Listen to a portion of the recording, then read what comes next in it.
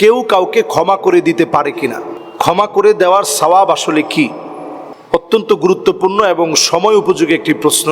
আমরা কাউকে ক্ষমা করে দেওয়া এটা অত্যন্ত সওয়াবের কাজ। এই পৃথিবীতে বসবাস করতে গিয়ে যারা জালেম হয়, আপনি ক্ষমা করে দিলেও জালেম যারা হবে, মানুষের হক যারা ঠকিয়েছে, আল্লাহ রাব্বুল আলামিন তাদেরকে ঠিকই ধরবেন। একজন জালেম ব্যক্তি যে মানুষের হক মেরে খেয়েছে, ব্যাংকের টাকা লুণ্ঠন করেছে, ঋণ খেলাফি, এই দেশকে যারা ধ্বংস করার পেছনে পায়তারা করেছে, আপনি ক্ষমা করে দিলেও আল্লাহ তাদেরকে ক্ষমা করবে না। কিন্তু আপনি যদি ক্ষমা করে দেন, সওয়াব কেমন? আমরা যদি ইউসুফ আলাইহিস সালাতু ওয়াস সালামের জীবনী থেকে দেখি, যে ভাইগুলো তাকে ঠেলে কুয়ার ভিতর ফেলে দিল, অন্ধকার কুয়া, বিশাল কুয়া, সেই কুয়ার ভিতরে যারা ফেলে দিল, ইউসুফ আলাইহিস সালাতু ওয়াস সালাম যখন খাদ্যমন্ত্রীর দায়িত্ব পালন করছেন ফাইয়ুমে বসে, এখনো পর্যন্ত সেই জায়গা আছে। এই বছর আমি দেখে আসি, সে ফাইয়ুম নামক অঞ্চলে ইউসুফ সিদ্দিক আলাইহিস সালাতু ওয়াস সালাম তিনি যেই জায়গাতে খাদ্যমন্ত্রীর দায়িত্ব পালন করেছেন, যখন দুর্বিষহ পৃথিবীর ভিতরে যখন এত পরিমাণ খরা, এত পরিমাণ অভাব, পৃথিবীতে যখন চতুর্দিকে খরা দেখা দিয়েছে, সেই সময়ে ইউসুফ আলাইহিস সালাতু ওয়াস সালামের সব ভাইয়েরা আসছে যে এই সময় একটু খাদ্য নিয়ে আসি। ইউসুফ আলাইহিস সালাতু ওয়াস সালাম দেখেই চিনে ফেলছে, এই তো আমার সে ভাইগুলো যারা আমাকে কুয়ায় ফেলে দিয়েছে। তারা কিন্তু ইউসুফ আলাইহিস সালাতু ওয়াস সালামকে চিনে নাই। দুর্ভিক্ষের ওই সময়ে ইউসুফ আলাইহিস সালাতু ওয়াস সালাম তাদেরকে খাবার দিয়েছেন এবং বলছেন যে তোমাদের আরো একটা যে ভাই আছে বনিয়ামিন, তারে নিয়ে এসো, তারে নিয়ে আসলে আরো বেশি দিব। যখন নিয়ে আসছে, ইউসুফ আলাইহিস সালাতু ওয়াস সালাম এতদিন পরে আপন ভাইকে দেখে আবেগ আপ্লুত হয়ে গেছে। খুব প্ল্যান করে তার ব্যাগের ভিতরে একটা বদনি রেখে, এরপরে বদনি হারিয়ে গেছে এটা বলে ইউসুফ আলাইহিস সালাতু ওয়াস সালাম তার আপন ভাইটাকে তার কাছে নিয়ে আসে।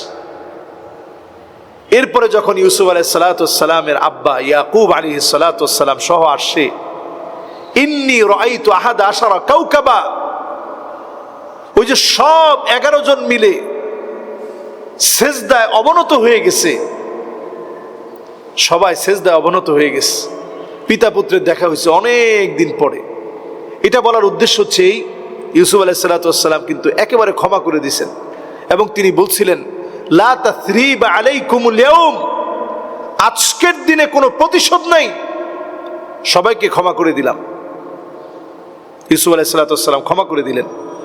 রাসূল করিম সাল্লাল্লাহু আলাইহি ওয়াসাল্লামকে পুণ্যভূমি মক্কা থেকে, নিজের জন্মভূমি থেকে যখন তারা তাড়িয়ে দিয়েছে, কোরআনুল কারীমের আয়াত যখন নাজিল হয়েছে, وَإِذْ يَمْكُرُ بِكَ الَّذِينَ كَفَرُوا لِيُثْبِتُوكَ أَوْ يَقْتُلُوكَ أَوْ يُخْرِجُوكَ, আয়াত যখন নাজিল হয়েছে, নবীজি বুঝে ফেলছেন আমাকে তারা জেলে রেখেছে, হত্যা ষড়যন্ত্র করেছে, এখন তারা আমাকে দেশ থেকে বের করে দিবে। নবীজি সাল্লাল্লাহু আলাইহি সাল্লাম দেশ থেকে বের হয়ে গেছেন। 10টা বছর আল্লাহ নবী সাল্লাল্লাহু আলাইহি সাল্লাম হিজরত করে মদিনায় ছিলেন। বুকের মধ্যে সবসময় একটা পাথর বাঁধা থাকতো, কষ্টের পাথর, নিজের পুণ্যভূমি মক্কা ছেড়ে আসার একটা পাথর সবসময় বুকে নিয়ে চলতেন। অল্প দিনের ব্যবধানে নবীজি সাল্লাল্লাহু আলাইহি ওয়াসাল্লামকে আল্লাহ রাব্বুল আলামিন যখন বিজয় দিলেন, ওই বিজয়ের দিনে কচু কাটা করতে পারতেন। নবীজি সাল্লাল্লাহু আলাইহি সাল্লাম কাউকে আঘাত করেন নাই। তিনি সেদিন বলেছিলেন লা তাসরিবা আলাইকুমুল ইয়াউম আনতুমুত তুলাকা, আজকে আমি তোমাদেরকে সাধারণ ক্ষমা ঘোষণা করলাম, তোমাদের উপরে কোনো প্রতিশোধ নাই। সদ্য প্রসূত শিশু বাচ্চা, তার যেমন কোনো চিন্তা নাই, টেনশন নাই, তোমাদেরও কোনো টেনশন করতে হবে না। আমাদের কোলে স্বাধীনতার পরম স্বাদে তোমরা থাকবে। আজকে আমরা দেখেছি আমাদের দেশেও যখন ডক্টর শফিকুর রহমান সাহেব তিনি দায়িত্ব নিয়ে যখন বললেন যে ক্ষমা করে দিলাম, কিন্তু যে সমস্ত পরিবার যারা জুলমের শিকার হয়েছে তারা যদি কোনো আইনানুগ ব্যবস্থা নেয় তাদেরকে আমরা সহযোগিতা করব। এটা নিয়ে অনেকেই না বুঝে সমালোচনা করছেন। ক্ষমা করে দেওয়া এটা রাসূল করিম সাল্লাল্লাহু আলাইহি ওয়াসাল্লামের অনন্য বৈশিষ্ট্য। নবীজি সাল্লাল্লাহু আলাইহি সাল্লামের আদর্শে যারা বিশ্বাসী তাদের বিশ্বাস তো এটাই হওয়া দরকার। আবু বকর রাদিয়াল্লাহু তাআলা আনহু তিনি ক্ষমার দৃষ্টান্ত দেখিয়েছেন। ওমরে ফারুক রাদিয়াল্লাহু তাআলা আনহু ক্ষমার দৃষ্টান্ত দেখিয়েছেন।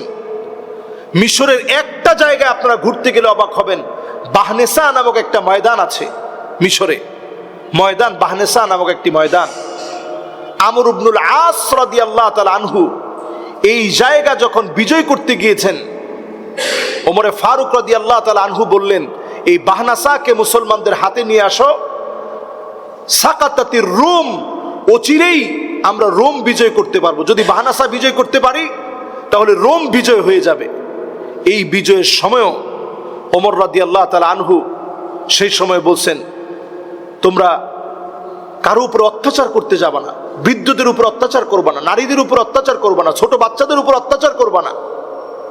সেই কথা মোতাবেক সাহাবায়ে কেরামের মধ্য থেকে ৫,০০০ সাহাবী বাহনাসা নামক ময়দানে ৫,০০০ সাহাবী শহীদ হয়েছেন। এরপরে মুসলমানদের বিজয় আসছে। মুসলমানরা ইচ্ছে করলেই কচু কাটা করতে পারতেন, গির্জাগুলা মিশাই দিতে পারতেন, কিন্তু তা করেন নাই। ক্ষমা সুন্দর দৃষ্টিভঙ্গি দেখিয়ে এই বিজয়কে দীর্ঘস্থায়ী করেছেন। এই জন্য আমাদের এই সময়ে আমাদের কাজ হচ্ছে আরেকজনকে ক্ষমা করে দেওয়া। এই ক্ষমা করে দেওয়ার মধ্য দিয়ে তাদেরকে কাছে টেনে বুকে আনা, তাদের সঙ্গে সুন্দর আচরণ করা, তারা যেন জালেমের সহযোগী জীবনে আর কোনোদিন না হতে পারে, যেখানে প্রয়োজন আইনানুগ ব্যবস্থা নেওয়া।